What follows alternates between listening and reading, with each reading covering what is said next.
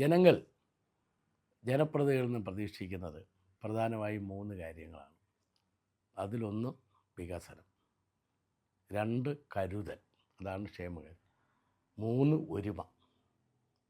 ഈ 3 കാര്യങ്ങളും ജനങ്ങൾക്ക് ലഭിച്ചാൽ എന്തെങ്കിലും ആനുകൂല്യങ്ങളോ മറ്റോ കിട്ടുന്നതിനേക്കാൾ എന്തോ ഒരു സന്തോഷമായിരിക്കും. ആ കാഴ്ചപ്പാടിലായിരിക്കും ഒരു ജനപ്രതിനിധി എന്നത് മുന്നോട്ട് പോകുന്നത്. സംസ്ഥാന സർക്കാരും വികസനം, കരുതൽ, ഒരുമ, ഇതാണ് മുന്നോട്ട് വെച്ച് പോകുന്നത്. അത് നിലനിൽക്കണം, മുന്നോട്ട് പോകണം എന്നാഗ്രഹിക്കുന്ന ആളുകൾ സഹായിക്കും, സഹകരിക്കും, വിജയിപ്പിക്കും, ജനപ്രതിയാക്കും, ഇതെല്ലാം ഭംഗിയായി നിർവഹിക്കും എന്ന ആത്മവിശ്വാസമാണ് എനിക്ക്. എൻ്റെ നാട്ടുകാരും കൂട്ടുകാരും ഒക്കെ ആയിട്ടുള്ള ആളുകൾ, ഞാൻ കോളേജിൽ വിദ്യാഭ്യാസം ചെല്ലുമ്പോൾ ആ കോളേജിൽ എനിക്കൊരു വർഷത്തിന് മുമ്പേ എന്നെക്കാൾ പ്രായം കൂടിയ ആളുകൾ ആ കോളേജിൽ പഠിച്ചിരുന്നു. അതിൽ എനിക്ക് എല്ലാ അർത്ഥത്തിലും ഒരുമിച്ച് കളിക്കുകയും നാട്ടിൽ ഒരുമിച്ച് ഇടപഴകുകയെല്ലാം ചെയ്യുന്ന, പിന്നീട് പോളിടെക്നിക്കിൻ്റെ തന്നെ അധ്യാപകരും പ്രിൻസിപ്പളും എല്ലാമായി മാറിയ അയൽക്കാരനായിട്ടുള്ള അശോക് എന്ന് പറയുന്ന ആൾ ഉൾപ്പെടെ 7 പേരെ അടിയന്തരാവസ്ഥക്കാലത്ത് അകാരണമായി അറസ്റ്റ് ചെയ്ത് DIR മിസൈലെല്ലാം ഉപയോഗിച്ച് ജയിലിലടയ്ക്കുന്ന സന്ദർഭത്തിൽ അവർ ജയിലിൽ കിടക്കുമ്പോഴാണ് ഞാൻ കോളേജിലേക്ക് ചെല്ലുന്നത്. നിരപരാധികളായിട്ടുള്ള കുട്ടികളെ ജയിലിലടച്ച് ക്രൂരമായി അവരുടെ വിദ്യാഭ്യാസവും ഭാവിയും തകർക്കുന്ന നയത്തിന് എതിരായിട്ട് പോരാടണം എന്നൊരു വികാരം ഉള്ളിൽ രൂപപ്പെട്ടു. അപ്പോൾ ആ പോരാട്ടത്തിൽ രാജൻ വിജയൻ കണ്ണൻ എന്നൊക്കെ പറയുന്ന മിടുക്കരായ കുട്ടികളെ അന്ന് അടിയന്തരാവസ്ഥ കാലത്ത് ഉരുട്ടിയൊക്കെ കൊലപ്പെടുത്തിയിരുന്നു. അതിനോടെല്ലാം ഉള്ള വളരെ ശക്തമായിട്ടുള്ള പ്രതിഷേധം മനസ്സിൽ രൂപം കൊണ്ടതിൻ്റെ അടിസ്ഥാനത്തിലാണ് എല്ലാവർക്കും നീതി ലഭിക്കണം, എല്ലാവർക്കും പഠിക്കാനുള്ള അവസരം ലഭിക്കണം, എല്ലാവർക്കും സ്വാതന്ത്ര്യം ലഭ്യമാക്കണം. അതിനു വേണ്ടിയിട്ടാണ് സ്വാതന്ത്ര്യം, ജനാധിപത്യം, സോഷ്യലിസം എന്നാലേഖനം ചെയ്തിരിക്കുന്ന പതാകയിലെ സ്വാതന്ത്ര്യത്തിൽ ആകർഷകമായിട്ടാണ് ഞാൻ വിദ്യാർത്ഥി രാഷ്ട്രീയത്തിൽ SFIയിലേക്ക് കടന്നു വരുന്നത്. ഇന്ന് ഗോവിന്ദ മാഷ് എടുത്തു പറഞ്ഞൊരു കോട്ട്, അത് വളരെ ആവേശം കൊള്ളിക്കുന്നതും ഈ പറഞ്ഞ സാധാരണ ജനങ്ങൾക്ക് കൃത്യമായി അറിയുന്ന ഒരു കാര്യമാണ്. അങ്ങേ ഏൽപ്പിച്ചിട്ടുള്ള എല്ലാ കർത്തവ്യങ്ങളും കൃത്യമായി നിർവഹിച്ച് അതിനെ കൃത്യമായി നല്ല രീതിയിൽ എത്തിക്കാൻ ശ്രമിച്ചിട്ടുള്ള ഒരാളാണ്. ആ ഒരു വാർത്ത അദ്ദേഹത്തെ ഒരു സംസ്ഥാന സെക്രട്ടറി വന്ന് പറയുമ്പോൾ, ജനങ്ങളുടെ മുമ്പിലേക്ക് പറയുമ്പോൾ, അങ്ങനെ ഒരു കാര്യത്തിലേക്ക് അങ്ങേ പ്രാപ്തനാക്കിയത് എന്താണ് ശരിക്കും? പല കാര്യങ്ങളുണ്ട്. അതിലൊരു കാര്യം പറഞ്ഞോളട്ടെ. ഗോവിന്ദ മാസ്റ്റർ CPMൻ്റെ സംസ്ഥാന സെക്രട്ടറിയാണ്. ഞാൻ CPMൻ്റെ ലോക്കൽ കമ്മിറ്റി സെക്രട്ടറി ആയിട്ട് പ്രവർത്തിക്കുന്ന കാലത്ത് ദേശാഭിമാനി ദിനപത്രം ചേർക്കാൻ വേണ്ടിയിട്ടൊരു കോട്ട നിശ്ചയിച്ച് അതിശക്തമായ ഒരു ക്യാമ്പയിൻ കേരളത്തിൽ സംഘടിപ്പിക്കപ്പെട്ടിരുന്നു. അന്ന് ലോക്കൽ കമ്മിറ്റി സെക്രട്ടറി ആയിട്ടിരിക്കുന്ന സന്ദർഭത്തിലാണ് ഏറ്റവും കൂടുതൽ ദേശാഭിമാനി വരിക്കാരെ ചേർത്തതിനുള്ള പുരസ്കാരം ഏറ്റുവാങ്ങാനുള്ള ഭാഗ്യം ലഭിച്ചു എന്നത്. 21 വയസ്സുള്ളപ്പോഴാണ് ലോക്കൽ കമ്മിറ്റി സെക്രട്ടറി ആവുന്നത്. ഏറ്റവും പ്രായം കുറഞ്ഞ പാർട്ടി ലോക്കൽ കമ്മിറ്റി സെക്രട്ടറി ആയിരുന്നു. പക്ഷേ അന്നാണ് ദേശാഭിമാനി ഏറ്റവും കൂടുതൽ ചേർത്തതിൻ്റെ അവാർഡ് പാർട്ടി സംസ്ഥാന സെക്രട്ടറി ആയിരുന്ന VSൽ നിന്നും ഏറ്റുവാങ്ങുന്നത് എന്നതാണ് പാർട്ടി വിലയിരുത്തപ്പെട്ട കാര്യങ്ങളിൽ ഒന്നാമത്തേത്. രണ്ടാമത്, നമ്മൾ കാർഷിക ബാങ്ക്, പത്തനാപുരം താലൂക്ക് കാർഷിക ഗ്രാമവികസന ബാങ്ക് എന്ന ഒരു ബാങ്ക് രൂപീകരിച്ചു. ആ ബാങ്കിലൊരു ഘട്ടത്തിൽ പ്രസിഡൻ്റായിട്ട് എന്നെ നിശ്ചയിച്ചു. പ്രസിഡൻ്റായിട്ട് നിശ്ചയിക്കുന്ന ഘട്ടത്തിൽ ആരിൽ നിന്നും പണം സ്വീകരിക്കുകയോ അല്ലെങ്കിൽ വായ്പകൾ എടുക്കാതെയോ കാർഷിക ഗ്രാമ വികസന ബാങ്കിന് ഒരു ആസ്ഥാനം, മന്ദിരം, കേരളത്തിലെ ഏറ്റവും വലുത് പണികഴിപ്പിക്കപ്പെട്ടു. ചുരുങ്ങിയ സമയം കൊണ്ട് ഒരു ബാങ്കിനെ ഇത്ര ഉന്നതിയിലേക്ക് എങ്ങനെ എത്തിക്കാൻ കഴിഞ്ഞു എന്ന് സംസ്ഥാന സഹകരണ വാരാഘോഷം നടക്കുന്ന സന്ദർഭത്തിൽ എല്ലാവരും ചർച്ച ചെയ്തിട്ട് മികച്ച കാർഷിക ഗ്രാമ വികസന ബാങ്കിനുള്ള പുരസ്കാരം അന്നത്തെ മുഖ്യമന്ത്രി ഉമ്മൻചാണ്ടിയിൽ നിന്നും ഏറ്റുവാങ്ങി എന്നതാണ് രണ്ടാമത്തെ ഏൽപ്പിച്ച ഉത്തരവാദിത്തം നിർവഹിച്ചു എന്ന് പറയുന്നത്. മൂന്നാമത്തെ ഒരു ഘട്ടത്തിലാണ് ജില്ലാ പഞ്ചായത്തിലേക്ക് മത്സരിക്കാൻ വേണ്ടി പാർട്ടി നിശ്ചയിച്ചു. പ്രയാസമുള്ള ഒരു ഡിവിഷനിലാണ് സ്ഥാനാർത്ഥിയായിട്ട് തന്നെ നിന്നത്. അവിടെ നിന്ന് വിജയിച്ചു. വിജയിച്ചു കഴിഞ്ഞപ്പോൾ ആദ്യം സ്റ്റാൻഡിംഗ് കമ്മിറ്റി ചെയർമാനായിരുന്നു. ആ സ്റ്റാൻഡിംഗ് കമ്മിറ്റി വികസന സ്റ്റാൻഡിംഗ് കമ്മിറ്റി ചെയർമാനായിട്ടിരിക്കുമ്പോൾ ആ വികസന സ്റ്റാൻഡിംഗ് കമ്മിറ്റിയുടെ കീഴിലാണ് ഫാമുകളും മറ്റുമെല്ലാം. അതിൻ്റെയൊക്കെ നിർവഹണ ഉത്തരവാദിത്വം ആ സ്റ്റാൻഡിംഗ് കമ്മിറ്റിക്കാണ്. വിൽപ്പനയ്ക്ക് വേണ്ടിയിട്ട് നിശ്ചയിച്ചിരുന്ന ഫാമുകൾ കുരിയോട്ടോല ഫാം, അഞ്ചൽ കൃഷി ഫാം ഉൾപ്പെടെ നവീകരിച്ച് മനോഹരമാക്കി മാറ്റിയപ്പോൾ മികച്ച ഫാമുകൾക്ക് സംസ്ഥാന സർക്കാർ ഏർപ്പെടുത്തിയ പുരസ്കാരം അന്ന് വികസന സ്റ്റാൻഡിംഗ് കമ്മിറ്റി ചെയർമാൻ ആയിട്ടിരിക്കുന്ന സന്ദർഭത്തിൽ ഏറ്റുവാങ്ങാൻ അവസരം ലഭിച്ച ഒരാളാണ് ഞാൻ. അതും നൽകിയത് ബഹുമാനപ്പെട്ട UDFൻ്റെ കാലത്ത് മുഖ്യമന്ത്രി ശ്രീ ഉമ്മൻചാണ്ടിയാണ് എന്നതാണ് മറ്റൊരനുഭവം. ജില്ലാ പഞ്ചായത്ത് പ്രസിഡൻ്റായിട്ട് തിരഞ്ഞെടുക്കപ്പെടുമ്പോൾ ഒരു ഗ്രാമപഞ്ചായത്ത് അംഗം പോലും ആകാത്ത ആളിന് എങ്ങനെയാണ് 68 ഗ്രാമപഞ്ചായത്തുകളെയും 4 മുനിസിപ്പാലിറ്റികളും ഒരു കോർപ്പറേഷനെയും 11 MLAമാരെയും എല്ലാം അടങ്ങുന്ന ജില്ലയെ മുന്നോട്ട് കൊണ്ടുപോകാൻ പ്രാപ്തിയുള്ള ആളായിരിക്കുമോ എന്ന ഒരു സംശയവും ആശങ്കയും പലരും പ്രകടിപ്പിച്ചിരുന്നു. എൻ്റെ ചെവിയിലും അത് എത്തിയിട്ടുണ്ട്. എന്നാൽ ചുരുങ്ങിയ സമയം കൊണ്ട് കാര്യങ്ങൾ പഠിച്ച് ജനഹിതം മാനിച്ച് ജനങ്ങളിൽ നിന്ന് ഉയർന്നു വരുന്ന അഭിപ്രായങ്ങളും അവർക്ക് വേണ്ട ആവശ്യങ്ങളുമെല്ലാം ചേർത്ത് പിടിച്ച് പദ്ധതികൾ ആവിഷ്കരിച്ച് അത് സമയബന്ധിതമായി നിർവഹിക്കാൻ പരിശ്രമിക്കപ്പെട്ടപ്പോൾ ഒരു പദ്ധതി രൂപീകരണം എന്നത് ഉദ്യോഗസ്ഥന്മാർ എവിടെയെങ്കിലും ഇരുന്ന് രൂപീകരിക്കപ്പെടുക എന്നതിൽ നിന്നും മാറി ജനങ്ങൾക്ക് എന്താണോ ആവശ്യം ആ ആവശ്യത്തിനൊരു പദ്ധതി തയ്യാറാക്കുക, അതിന് ഫണ്ട് വയ്ക്കുക, ഗ്രാമപഞ്ചായത്തിനെയും ജില്ലാ പഞ്ചായത്തിനെയും കോർപ്പറേഷനെയും കൂട്ടിയോജിപ്പിച്ച് നടപ്പിലാക്കുക എന്നതിനാണ് ഊന്നൽ നൽകിയത്. അക്കാലത്ത് UDFിലെ അംഗങ്ങളുണ്ട്, പ്രഗത്ഭരായ ആളുകൾ, LDFിൻ്റെ ആളുകളുണ്ട്, ഉദ്യോഗസ്ഥരുണ്ട്, ഗ്രാമപഞ്ചായത്തുകളിൽ വിവിധ രാഷ്ട്രീയ പാർട്ടികൾ പ്രസിഡന്റുമാരായിട്ടുള്ള ആളുകളുണ്ട്. കൊല്ലം ജില്ലയുടെ ചരിത്രത്തിൽ എല്ലാ ജനപ്രതിനിധികളും ഒരു ചരടിൽ കോർത്ത മണികളെപ്പോലെ ജില്ലാ പഞ്ചായത്ത് പ്രസിഡൻ്റായിട്ട് ഞാൻ ഇരിക്കുന്ന സന്ദർഭത്തിൽ എന്നെ പിന്തുണയ്ക്കുകയും ഞാൻ പറയുന്നത് അവർ കേൾക്കുകയും ഒറ്റ മനസ്സോടുകൂടി ജില്ലയിലെ പ്രാദേശിക സർക്കാരുകളെ നമുക്ക് നയിക്കാൻ കഴിഞ്ഞു എന്നുള്ളതാണ്. അതിൻ്റെ ഒരു സംതൃപ്തി മനസ്സിൽ സൂക്ഷിക്കുമ്പോൾ തന്നെ പഞ്ചായത്ത് ദിന ആഘോഷവും അതുപോലെ തന്നെ ദേശീയ പഞ്ചായത്ത് ദിന ആഘോഷമൊക്കെ ചേരുന്ന സന്ദർഭത്തിൽ അവർ പരിശോധിച്ച് മികച്ച ഗ്രാമപഞ്ചായത്ത്, മികച്ച ബ്ലോക്ക് പഞ്ചായത്ത്, മികച്ച ജില്ലാ പഞ്ചായത്ത് ഇങ്ങനെ തിരഞ്ഞെടുക്കപ്പെടും. ഒരു പ്രതീക്ഷയില്ലായിരുന്നു. ഞങ്ങളൊക്കെ സാധാരണ കുടുംബങ്ങളിൽ ജനിച്ച് കർഷക കുടുംബത്തിലൊക്കെ അച്ഛനമ്മമാരോടൊപ്പം പോയി അധ്വാനിച്ച് ജീവിച്ച് വന്ന ആളുകൾക്ക് വിദ്യാഭ്യാസ കാലഘട്ടത്തിൽ സംഘടനാ പ്രവർത്തനമൊക്കെ മാത്രം നടത്തിയ അനുഭവമുള്ളവർ ഇത്രയും വലിയ ഒരു സ്ഥാനത്തേക്ക്, ജില്ലാ പഞ്ചായത്ത് പ്രസിഡൻ്റ് എന്ന് പറഞ്ഞാൽ മറ്റ് തമിഴ്നാട്ടിലൊക്കെ ആണെങ്കിൽ ജില്ലയിലെ മുഖ്യമന്ത്രി എന്നാണ് പറയുന്നത്, കളക്ടറാണ് അതിൻ്റെ നിർവഹണ ഉദ്യോഗസ്ഥൻ. ഇത്രയും വലിയ ഒരു സ്ഥാനത്തെത്തി എങ്ങനെ ഇത് നിർവഹിക്കാൻ കഴിഞ്ഞു എന്ന് മറ്റ് സംസ്ഥാനങ്ങളിലെ, കേരളം ഒഴികെയുള്ള സംസ്ഥാനങ്ങളിലെ ജനപ്രതിനിധികളും മന്ത്രിമാരും എല്ലാം കൊല്ലം ജില്ലാ പഞ്ചായത്തിൻ്റെ പദ്ധതികൾ കണ്ടിട്ട് അവർ ചോദിച്ചിരുന്നു. അവരെയൊക്കെ തന്നെ ആശങ്കപ്പെടുത്തുന്ന അല്ലെങ്കിൽ അവർക്കൊക്കെ തന്നെ അത്ഭുതം തോന്നുന്ന രൂപത്തിലേക്ക് എങ്ങനെ ഇത് നിർവഹിക്കാൻ കഴിഞ്ഞു എന്ന ചോദ്യം ചോദിച്ചു എന്ന് മാത്രമല്ല, മികച്ച ജില്ലാ പഞ്ചായത്തായി ഇന്ത്യ ഗവൺമെൻറ് കൊല്ലം ജില്ലാ പഞ്ചായത്തിനെ തിരഞ്ഞെടുക്കപ്പെട്ടു എന്ന വാർത്ത കൊല്ലത്തെ ജനങ്ങൾ ഒരു ഉത്സവത്തോടു കൂടിയാണ് അത് സ്വീകരിച്ചത്. അന്ന് ഞാനിത് പ്രഖ്യാപിക്കുമ്പോൾ ഇന്ന് പ്രഖ്യാപിക്കുമെന്ന് എനിക്ക് അറിഞ്ഞുകൂടായിരുന്നു.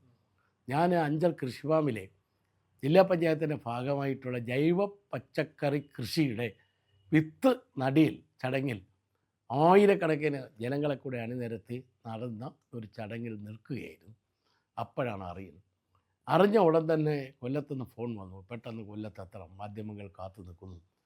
വരുമ്പോൾ മാധ്യമങ്ങൾ മാത്രമല്ല, കൊല്ലത്തെ ഉദ്യോഗസ്ഥന്മാരും അറിഞ്ഞ ആളുകളുമെല്ലാം ഏതോ വലിയ ഒരു ആഘോഷം സംഘടിപ്പിക്കുന്ന നിലയിൽ വന്നിറങ്ങുമ്പോൾ ഒരിക്കലും പ്രതീക്ഷിക്കാത്ത നിലയിൽ സ്വീകരിച്ച് ചിലരൊക്കെ മുദ്രാവാക്യം വിളിച്ചാണ് ജില്ലാ പഞ്ചായത്തിലേക്ക് കൊണ്ടുപോയത്. അടുത്ത ദിവസമാണ് അറിയിപ്പ് വരുന്നത്, നിങ്ങൾക്ക് അവാർഡ് ഡൽഹിയിൽ വെച്ച് നൽകുന്നു, വന്ന് ഏറ്റുവാങ്ങണം. പോയത് ഞാൻ ഒറ്റയ്ക്കല്ല, എല്ലാ ജില്ലാ പഞ്ചായത്ത് മെമ്പർമാരെയും കൊണ്ടുപോയി. ഏറ്റുവാങ്ങുമ്പോൾ ജില്ലാ പഞ്ചായത്ത് വൈസ് പ്രസിഡൻറ്റ്, സെക്രട്ടറി, പ്രതിപക്ഷത്തു നിന്നുമുള്ള പ്രതിപക്ഷ നേതാവായിട്ടുള്ള ആൾ, ഉൾപ്പെടെയുള്ളവരെ കൊണ്ടുപോയി ചേർത്ത് നിർത്തി എല്ലാവരും കൂടെ ചേർന്ന് പുരസ്കാരം വാങ്ങി നെഞ്ചോട് ചേർത്ത് പിടിച്ച് കൊല്ലത്ത് വന്നിറങ്ങുമ്പോൾ ആദ്യം ചൂണ്ടിക്കാണിച്ചതിനേക്കാൾ ഇവിടുത്തെ പോയി അന്തരിച്ച കേരള ശബ്ദത്തിൻ്റെ എഡിറ്ററും സർവാദരണീയമായ ബി എ രാധാകൃഷ്ണൻ സാർ ഉൾപ്പെടെയുള്ള ആളുകൾ നമ്മൾ ഒരിക്കലും അവരെയൊക്കെ കണ്ടാൽ ബഹുമാനത്തോടുകൂടി മാത്രം നിന്നിരുന്ന ആളുകളെല്ലാം തന്നെ പട്ടണത്തിൽ വലിയ സ്വീകരണങ്ങൾ ഒരുക്കി ആഘോഷമേളകളാക്കി മാറ്റി. അന്ന് കിട്ടിയ പുരസ്കാരങ്ങൾ 160 പുരസ്കാരങ്ങൾ നാട്ടുകാർ നമുക്ക് നൽകി. ആദ്യം കൊല്ലം ജില്ലയെ ലോകോത്തരത്തിലേക്ക് വേണ്ടി ഉയർത്തിയതിൻ്റെ ഭാഗമായി ലഭിച്ച പുരസ്കാരമാണ് ആദ്യം എന്നുള്ളത്. ഇത് കൂടാതെ സംസ്ഥാന സർക്കാർ 9ഓളം വിവിധ തലങ്ങളിൽപ്പെട്ട അവാർഡുകൾ നമുക്ക് ചെയ്തു. കൊല്ലത്ത് തന്നെ പ്രവർത്തിക്കുന്ന സർക്കർമ്മ അവാർഡ് പ്രഖ്യാപിക്കുന്ന ഒരു DYSP റാങ്കിൽപ്പെട്ട അഡ്വക്കേറ്റ് രഘുനാഥൻ സാറിൻ്റെ നേതൃത്വത്തിലുള്ള സർക്കർമ്മ എന്ന സൊസൈറ്റി അവർ ഏറ്റവും മികച്ച പൊതുപ്രവർത്തകരെ ആദരിക്കുകയും അവാർഡ് കൊടുക്കുകയും ചെയ്തു. അവരുടെ അവാർഡിൻ്റെ പേരാണ് സർക്കർമ്മ അവാർഡ്. അതും നാട്ടിലെ അവാർഡും കിട്ടി, രാജ്യത്തിൻ്റെ അവാർഡും കിട്ടി. അവാർഡ് തുക ലഭിക്കുമ്പോൾ അതെങ്ങനെ വിനിയോഗിക്കാമെന്നുള്ളത് അവർക്ക് തീരുമാനിക്കാം. ചിലയിടത്തൊക്കെ ആണെങ്കിൽ അതിൻ്റെ പിന്നിൽ പ്രവർത്തിച്ചവർക്ക് പുരസ്കാരം എന്ന് പറഞ്ഞിട്ട് കുറച്ച് ഫണ്ടൊക്കെ കൊടുക്കും. ഞങ്ങളൊരു നയാ പൈസ ഞങ്ങളുടെ ഉദ്യോഗസ്ഥന്മാർ എടുത്തിട്ടില്ല. ഞങ്ങളുടെ ജനപ്രതിനിധികൾ, അത് LDF ആണെങ്കിലും UDF ആണെങ്കിലും ആരും എടുത്തില്ല. ആ പണം മാറ്റിവെച്ച് നമ്മുടെ ജില്ലാ ഹോസ്പിറ്റലിലേക്ക് വരുന്ന രോഗികൾക്ക് ഇരിക്കാൻ, ഭക്ഷണം കഴിക്കാൻ, അവർക്ക് MRI സ്കാൻ മറ്റും വേണ്ടി വന്നാൽ അതെടുക്കുന്നതിന് വേണ്ടിയിട്ടുള്ള സംവിധാനങ്ങൾ ഒരുക്കി നൽകി. ആയുർവേദ ആശുപത്രി ചെല്ലുമ്പോൾ ഒരു ഓപ്പറേഷൻ വേണ്ടി വന്നാൽ തിയേറ്റർ ഇല്ല. ഇന്ന് ആർക്കെങ്കിലും സംശയം ഉണ്ടെങ്കിൽ പോയി നോക്കിയാൽ ആയുർവേദ ഹോസ്പിറ്റലിൽ ഓപ്പറേഷൻ തിയേറ്ററിൻ്റെ കല്ലിട്ടിരിക്കുന്ന ആൾ ഞാനാണ്. കല്ല് ഇതുവരെ ആരും എടുത്തു മാറ്റിയിട്ടില്ല. ഊട്ടുവര അതിൻ്റെ പ്രത്യേകത എന്ന് പറഞ്ഞാൽ പ്രകൃതിയോട് ലയിച്ചു ചേർന്ന് പ്രകൃതി വിഭവങ്ങൾ സമാഹരിച്ച് പ്രകൃതി ഭക്ഷണം കഴിക്കുന്ന ഒരു ശീലം. ഭക്ഷണത്തിൽ നിന്നാണ് പല അസുഖങ്ങളും കടന്നു വരുന്നത്. അതിന് തക്കവണ്ണമുള്ള ഒരു ഭോജനശാല ആവശ്യമുണ്ട് എന്ന് കരുതി അവിടെ സ്ഥാപിച്ചു. അവിടെ തന്നെ കൃത്യമായി വന്ന് രാവിലെ പ്രഭാത ഭക്ഷണം മുതൽ ഉച്ചയ്ക്ക് ഊണ് വരെ കഴിച്ചിട്ട് പോകുന്ന ഒരു നല്ല വിഭാഗം ആളുകൾ കൊല്ലത്തുണ്ട് എന്നുള്ളത് കാണാൻ കഴിയും. അതുപോലെ തന്നെയാണ് മുങ്ങി മരണങ്ങൾ കുട്ടികളുടേത് വർദ്ധിച്ചു വരുന്നത്. അപ്പോഴാണ് സ്കൂളുകളിൽ SPC NCC ഇതിലെല്ലാം പെട്ട കുട്ടികളെ തിരഞ്ഞെടുത്തിട്ട് നീന്തൽ പരിശീലനങ്ങൾ അവർ നടത്തി. അത് പൂയപ്പള്ളി സ്കൂളിലെ നീന്തൽ പരിശീലനം നടത്തുമ്പോൾ അന്നത്തെ SPCയുടെ തന്നെ ചുമതല വഹിച്ചിരുന്ന സന്ധ്യ മാഡമാണ് അത് വന്ന് ഉദ്ഘാടനം നിർവഹിച്ചതെന്നുള്ളത്. ഇതൊക്കെ സന്ദേശങ്ങളാണ്.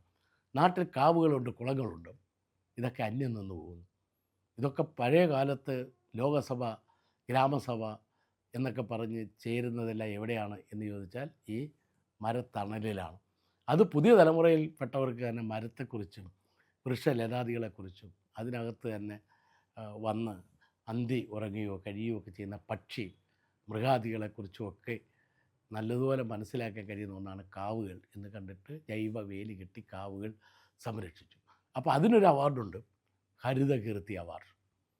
കാവുകളും കുളങ്ങളും സംരക്ഷിച്ച് നിർത്തിയതിൻ്റെ പേരിൽ സംസ്ഥാന വനം വകുപ്പ് ഏർപ്പെടുത്തിയ ഹരിതകീർത്തി അവാർഡും ഞാനാണ് വാങ്ങിയതെന്ന്. ഇങ്ങനെ വാങ്ങിയ അവാർഡുകളുടെ എല്ലാം കൂടി എണ്ണം ഞാൻ ഇതുവരെ ആരോടും വിളിച്ചു പറഞ്ഞിട്ടില്ല. ആ സ്വഭാവം എനിക്കില്ല. നമ്മളൊരു കാര്യം ഏൽപ്പിക്കുന്നു. ഇന്നിപ്പോൾ CPM സംസ്ഥാന സെക്രട്ടറി, പാർട്ടിയുടെ സെക്രട്ടറിയാണ്, PV മെമ്പറാണ്. എങ്ങനെയാണ് വിലയിരുത്തുന്നത് എന്ന് പാർട്ടി പ്രവർത്തനത്തെ നോക്കിക്കാണുന്നതെന്ന് അദ്ദേഹം ഇവിടെ പറഞ്ഞു. എന്നുവെച്ചാൽ ഏത് ചുമതലയാണോ ചെറിയ കാലം മുതൽ ഏൽപ്പിച്ചത് അതിൻ്റെ ആദ്യ അവസാനം നിരീക്ഷിച്ച് അത് ഫലപ്രദമായി നടപ്പിലാക്കാൻ ശേഷിയുള്ള ഞങ്ങളുടെ പാർട്ടിയിൽപ്പെട്ട ഒരാളാണ് ഞാൻ എന്ന് പാർട്ടി സംസ്ഥാന സെക്രട്ടറി പറഞ്ഞപ്പോൾ ഫലത്തിൽ നമുക്ക് വല്ലാത്ത ഒരു വികാരമാണ് തോന്നിയത്. ഇതേ വികാരം തന്നെയാണ് ജനങ്ങളുമായി സംസാരിക്കുമ്പോഴും. നിങ്ങൾ നല്ല കാര്യം ചെയ്ത ആളാണ്. നിങ്ങൾ കശുവണ്ടി തൊഴിലാളികളുടെ മക്കൾക്ക് MBBS അഡ്മിഷൻ വാങ്ങിക്കൊടുത്തു. ചെരുപ്പ് കുത്തികളായിട്ടുള്ള ആളുകൾ റോഡിലിരുന്ന് ചെരുപ്പ് കുത്തുന്നവർ മഴയും വെയിലുമേറ്റ് കഴിയുമ്പോൾ അവർക്ക് തണലേകാനൊരു കുട നിങ്ങൾ നേടിക്കൊടുത്തു. കേരളത്തിൽ ആദ്യമായി ഭിന്നശേഷിക്കാരായിട്ടുള്ള ആളുകൾക്ക് മുച്ചക്ര വാഹനവും ആ വാഹനം ഓടിക്കുമ്പോൾ പെട്രോളോ ഡീസലോ ഒഴിക്കേണ്ടി വന്നാൽ വരുമാന മാർഗമായി ലോട്ടറിയും കൂടെ ചേർത്ത് നൽകിയ അടിസ്ഥാന വിഭാഗത്തെ സംരക്ഷിക്കപ്പെട്ട ഇപ്പോൾ ഫ്ലാറ്റ് സമുച്ചയങ്ങൾ വീടില്ലാത്തവർക്ക് കൊടുക്കുന്നു. പട്ടികവർഗ വിഭാഗങ്ങളിൽപ്പെട്ട ഉന്നതികളിൽ താമസിക്കുന്ന ആൾക്ക് ഫ്ലാറ്റ് ആദ്യമായിട്ടാണ് ഒരു താലൂക്ക് കേന്ദ്രത്തിൽ ഒരു കളിസ്ഥലം അത് സ്കൂളുകളിൽ സജ്ജമാക്കി നമ്മൾ നൽകിയിട്ടുണ്ട്. ഭൂഗർഭ ജലനിരപ്പ് താഴുന്നു. അതിൻ്റെ പേരിലാണ് വരൾച്ച കൂടുന്നത്. ആ ഭൂഗർഭ ജലനിരപ്പ് എങ്ങനെ താഴാതെ സൂക്ഷിക്കാം, അതിനൊരു പദ്ധതി ആവിഷ്കരിച്ചു. മഴക്കാലത്ത് മഴ പെയ്യുന്നു, ആ മഴവെള്ളങ്ങളെ ചാലി വെച്ച് തോട്ടിലാക്കുന്നു. തോട്ടിലെ വെള്ളങ്ങൾ നേരെ വൻതോട്ടിലേക്ക് പോകും, വൻതോട്ടിലെ വെള്ളം ആറ്റിലേക്ക് പോകുന്നു, ആറ്റിൽ നിന്ന് കടലിലേക്ക് പോകുന്നു. എത്രയും പെട്ടെന്ന് ഈ വെള്ളത്തെ യാത്രയാക്കുക, മഴവെള്ളത്തെ യാത്രയാക്കുക എന്ന ബോധമാണ് ആളുകളുടെ മനസ്സിലുണ്ടായിരുന്നത്. വെള്ളത്തെ പിടിച്ചു നിർത്തി. അതാണ് കിണർ റീചാർജിങ്. ഒരു കിണറുണ്ട്, പുരപ്പുറത്ത് വീഴുന്ന മഴത്തുള്ളികൾ ഈ കിണറ്റിലേക്ക് ഇറക്കുന്നു. കിണറ്റിലേക്ക് ഇറക്കുമ്പം അത് ശുദ്ധീകരിക്കാൻ വേണ്ടി ഒരു കീടപ്രയോഗവുമില്ല. അതിന് മണൽ, കൽക്കരി ഇതെല്ലാം കൂടെ ഇട്ട് ശുദ്ധീകരിക്കുന്ന ഒരു കേന്ദ്രം ഉണ്ടാക്കും. മഴവെള്ളം ആദ്യം അതിൽ വീഴുന്നു. ഈ കൽക്കരി, മണൽ, ഉപ്പ് ഇതിലൂടെ ശുദ്ധീകരിച്ച് കിണറ്റിലേക്ക് പോകുന്നു. അപ്പോൾ ശുദ്ധജലം ലഭിക്കുന്നു. ഒന്ന്, ഒരു കിണർ നിറഞ്ഞു കിടന്നാൽ ചുറ്റുവട്ടമുള്ള കിണറുകളിലും പുരയിടത്തിലും വെള്ളം കാണും, മഴയില്ലെങ്കിലും വെള്ളം കാണും. ആ പദ്ധതി കിണർ റീചാർജിങ് പദ്ധതി, അതാണ് ടൈംസ് ഓഫ് ഇന്ത്യ എന്ന പത്രം ഈ പദ്ധതി മനസ്സിലാക്കിക്കൊണ്ട് പുനരൂർ മുനിസിപ്പാലിറ്റിയിൽ പത്തനാപുരം ബ്ലോക്ക് പഞ്ചായത്തിൻ്റെ നേതൃത്വത്തിൽ വിളക്ക് വട്ടം എന്ന് പറയുന്ന സ്ഥലത്ത് സ്കൂളിൻ്റെ കാമ്പൗണ്ടിലാണ് ഏറ്റവും വലിയ കിണർ ഈ ജില്ലയിൽ നിന്നത്. ആ സ്കൂളിലെ വെള്ളം ആ കിണറിലേക്ക് റീചാർജ് ചെയ്ത് ഇറക്കി. കിണർ റീചാർജ് ചെയ്തപ്പോൾ ചുറ്റുമുള്ള 350 പാവപ്പെട്ട ആളുകളുടെ വീട്ടിൽ ഇതുവരെ വെള്ളം കൂടി മുട്ടിയിട്ടില്ല. പൈപ്പ് വെള്ളം കൊണ്ടല്ല കിണർ. അപ്പോൾ ഇത് ഒരു ചർച്ചയായി. ടൈംസ് ഓഫ് ഇന്ത്യ വലിയ പ്രചാരമുള്ള പത്രമാണ്. ഈ പത്രത്തിൽ വന്ന വാർത്തയുടെ അടിസ്ഥാനത്തിൽ ഐക്യരാഷ്ട്രസഭയുടെ ശ്രദ്ധയിലേക്ക് എങ്ങനെയോ പെട്ടു. ഐക്യരാഷ്ട്രസഭ പരിശോധിച്ചു. ഈ ഭൂഗർഭ ജലനിരപ്പ് രാജ്യത്താകെ താഴുമ്പോൾ എങ്ങനെയാണ് ഒരു മേഖലയിൽ മാത്രം ഭൂഗർഭ ജലനിരപ്പ് ഉയരുന്നത്? അത് പരിശോധിച്ചപ്പോൾ ഈ കിണർ റീചാർജിങ് ആണെന്ന്. ജില്ലാ പഞ്ചായത്ത് പ്രസിഡൻ്റായി കുറച്ച് കാലം കൂടെ ഇരിക്കാൻ സാഹചര്യം ഉണ്ടായിരുന്നു എങ്കിൽ ഐക്യരാഷ്ട്രസഭയുടെ പുരസ്കാരം വാങ്ങുന്ന ഇന്ത്യയിലെ ആദ്യത്തെ ജനപ്രതിയായിട്ട് മാറുമായിരുന്നു എന്നുള്ളതാണ് അതിൽ നമ്മൾ കാണേണ്ടത്. സംസ്ഥാന തലത്തിൽ വലിയ രീതിയിൽ അംഗീകാരം ലഭിക്കുകയും പിന്നീട് സംസ്ഥാന സർക്കാർ ഏറ്റെടുത്ത് കേരളത്തിൽ മുഴുവനായി നടത്തിയ ഒരു പദ്ധതിയായിരുന്നു ആദിവാസി ശിശു മരണ നിരക്ക്. അതിൻ്റെ ഒരു ആദ്യ തോട്ട് അല്ലെങ്കിൽ ആദ്യ ഒരു ഐഡിയ സഹാവ് ജില്ലാ പഞ്ചായത്ത് പ്രസിഡന്റ് ആയിരിക്കുന്ന സമയത്തായിരുന്നു വന്നത്. അങ്ങനെ ഒരു ആശയം തുടങ്ങാനുള്ള ഒരു കാര്യം എന്തായിരുന്നു? അത് 3 കാര്യങ്ങളുണ്ട്. ഒന്ന്, നമ്മളൊരു അധികാര കേന്ദ്രത്തിലെത്തുമ്പോൾ അവിടുത്തെ മനുഷ്യരുടെ ജീവിതം എങ്ങനെ എന്നുള്ളത് മനസ്സിലാക്കണം. അത് അധികാര കേന്ദ്രത്തിലെത്തുമ്പോൾ പഠിക്കാൻ പോയാൽ അധികാര കാലയളവ് തീരും. രാഷ്ട്രീയ പ്രവർത്തനം എന്ന് പറഞ്ഞാൽ രാഷ്ട്രത്തിന് വേണ്ടിയാണ്, രാഷ്ട്രത്തെ ജനങ്ങൾക്ക് വേണ്ടിയാണ്. അപ്പോൾ ആ പ്രവർത്തനത്തിനിടെ ഇങ്ങനെ ദുരിതങ്ങളും പ്രയാസങ്ങളും അനുഭവിക്കുന്ന ആദിവാസികളും അല്ലെങ്കിൽ ഉന്നതി എന്നൊക്കെ പറയുന്നിടത്ത് ആളുകളുടെ ചെന്ന് കണ്ടാൽ നമുക്ക് തന്നെ വിഷമം തോന്നും. ആ ഘട്ടത്തിലാണ് അട്ടപ്പാടി ഇന്ത്യയിലാകെ ആദിവാസി സ്ത്രീ പ്രസവിച്ചാൽ കുഞ്ഞുങ്ങൾ അപ്പോഴേ മരിക്കുന്നു. ആണോ പെണ്ണോ എന്ന് മടിയിൽ വെച്ച് അമ്മ നോക്കുന്നതിന് മുമ്പ് തന്നെ ചോര കുഞ്ഞുങ്ങൾ മരിക്കുന്നു.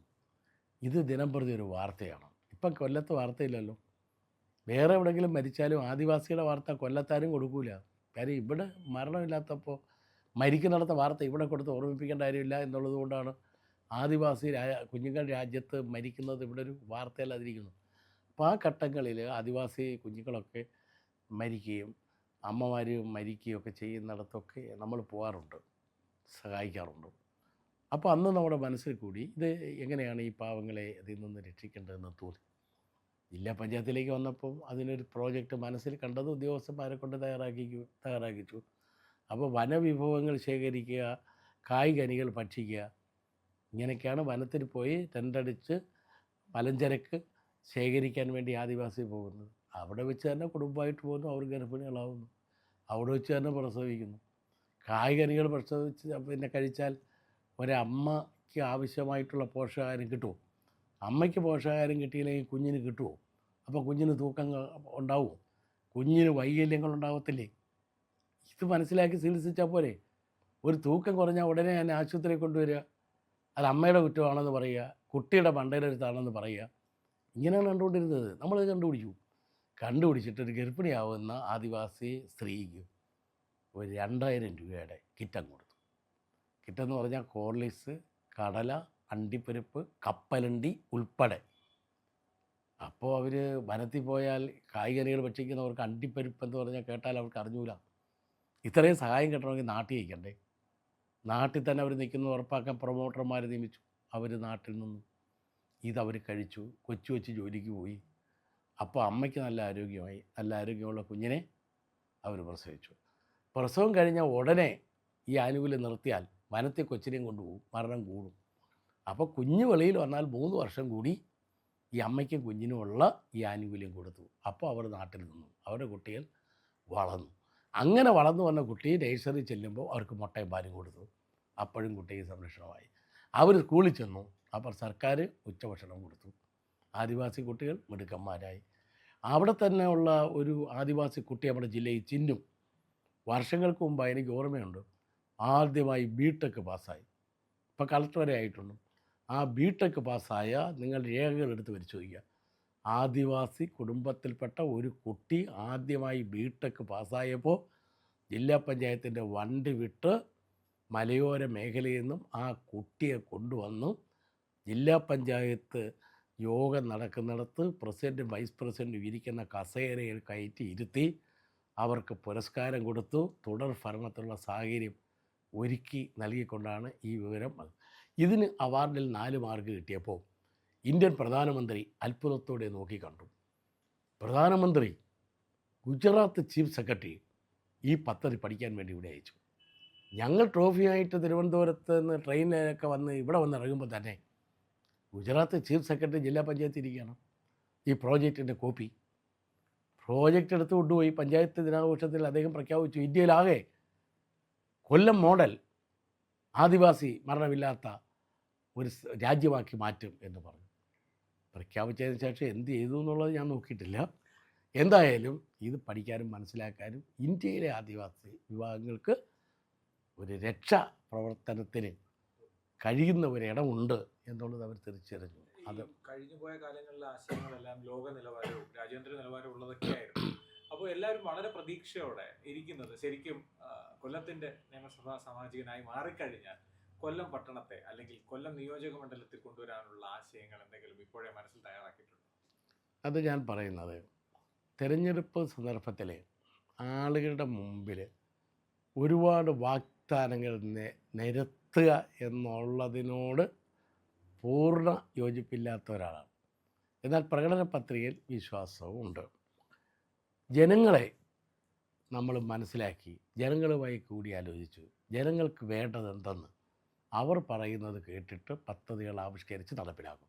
അതുകൂടാതെ ഒരു കോർപ്പറേഷൻ, ഒരു ജില്ലയുടെ തലസ്ഥാനം എന്ന നിലയിൽ കൊല്ലം മറ്റ് സംസ്ഥാന തലസ്ഥാനങ്ങളിലും ജില്ലാ കേന്ദ്രങ്ങളിലും ഉള്ള എല്ലാ സൗകര്യങ്ങളും കൊല്ലത്തുകാർക്കും കൊല്ലത്തെത്തുന്നവർക്കും ലഭ്യമാക്കാൻ കഴിയുന്ന തരത്തിലേക്ക് ഒരു അന്താരാഷ്ട്ര തലത്തിൽ മാതൃകയായിട്ടുള്ള ഒരു പട്ടണത്തിൻ്റെ സൗന്ദര്യം, ജനങ്ങളുടെ ആവശ്യങ്ങൾ നിറവേറ്റപ്പെടാൻ ലോകത്തുനിന്ന് ഏത് കോണിൽ വരുന്ന ആളുകൾക്കും ഒരിടമുള്ള ഒരു പട്ടണമാക്കി കൊല്ലത്തെ മാറ്റും. ആ കൊല്ലത്തിൻ്റെ മാറ്റത്തിൻ്റെ കാറ്റ് മറ്റ് പരിസര കൊല്ലം മണ്ഡലത്തിൻ്റെയും പരിസര മേഖലയിലേക്കും വ്യാപിപ്പിച്ച് എല്ലാവരെയും കൂട്ടി നിർത്തിക്കൊണ്ട് ഒരു ജനപ്രതിയായി മാറിയാൽ 5 വർഷം കൊണ്ട് ജില്ലാ പഞ്ചായത്തിനെയും കാഴ്ച കോർപ്പറേഷനെയും ഏൽപ്പിച്ച ചുമതല നിർവഹിച്ച് ലോകോത്തരത്തിലേക്ക് എത്തിച്ചതുപോലെ ലോകോത്തരത്തിൻ്റെ നെറുകയിലേക്ക് എത്തിക്കാനുള്ള ആശയങ്ങൾ മനസ്സിലുണ്ട്. അത് പിന്നീട് ഒരു അവസരത്തെ പങ്കുവയ്ക്കാം. കോൺഫിഡൻസ് ആണ്. അതെ, ആത്മവിശ്വാസം. ഇതിന്റെ കൂടെ തന്നെ അതായത് ജില്ലാ പഞ്ചായത്ത് എനിക്ക് തന്നു, ജില്ലാ പഞ്ചായത്തിനെ ഒന്നാമതെത്തിച്ചു.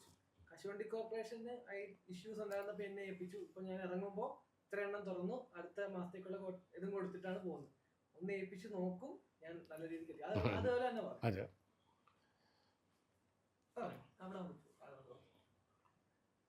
ഏൽപ്പിച്ച മേഖലകളെല്ലാം തന്നെ ഒന്നാമതെത്തിക്കാൻ കഠിനാധ്വാനം കൊണ്ട് കഴിഞ്ഞു എന്ന് ജനങ്ങൾ പറയുമ്പോൾ അതിൽ എനിക്കും വളരെ അഭിമാന ബോധമുണ്ട് എന്നതാണ്. ജില്ലാ പഞ്ചായത്ത് ഭരണ ചുമതല എന്നെ ഏൽപ്പിച്ചു. ലോകത്തെ ഒന്നാമത്തേതും അന്താരാഷ്ട്ര ലെവലിൽ ചർച്ച ചെയ്യപ്പെടുകയും ചെയ്യുന്ന നിലയിലേക്ക് കൊല്ലം ജില്ലാ പഞ്ചായത്തിന് എത്തിച്ചു. പ്രതിസന്ധിയുടെ നടുവിൽ അകപ്പെട്ടിന് പ്രതീക്ഷ നഷ്ടപ്പെട്ടു പോയ കാഷ്യൂ കോർപ്പറേഷനെയും തൊഴിലാളികളെയും അവരുടെ ആവശ്യങ്ങൾ നിറവേറ്റി സംതൃപ്തിയോടെ അധികാരമൊഴിഞ്ഞ് പടിയിറങ്ങുന്ന നിമിഷങ്ങൾ നിറകണ്ണുകളോടെ തൊഴിലാളികൾ നിൽക്കുന്നതും അവർ സ്വീകരിക്കുന്നതും കണ്ടപ്പോൾ വലിയ സംതൃപ്തിയാണ് വന്നത്.